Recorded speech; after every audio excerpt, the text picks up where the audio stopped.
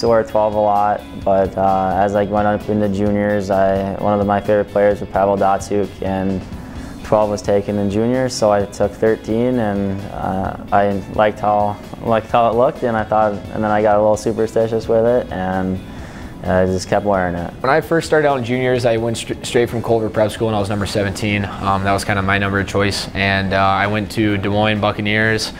Things didn't work out in the USHL. I ended up getting cut and went to St. Louis in the North American League, and eventually, throughout like a 3-week span, I ended up in Wenatchee, Washington, and showed up there, almost quitting hockey in the process of this 3 weeks, and I had number 26, and that's what they gave me, so I kept it and had a successful season. Moved on to Indianapolis. Unfortunately, had to take 17, and then took 26 when I got here. So, actually, I was kind of stuck with it. Didn't give much of an option. I had 14 in juniors.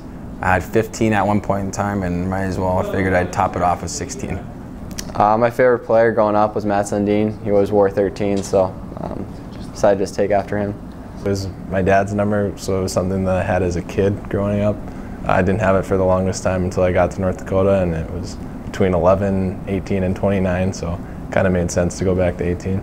I chose 7 because that's one of the only options I had, so I just picked it, and I've loved it since, so it worked out. When I was growing up, I was always number 88, but then when I went to high school, they didn't give me an option. And 17, when I was in the select festivals, that happened to be my number, so I just stuck with that.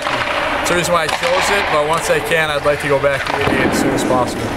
I chose number 1 because I've always worn it growing up as a kid. I loved watching Roberto Luongo play, and when he went to Vancouver and became number 1, that's kind of my role model, and I wanted to be number 1 just like him.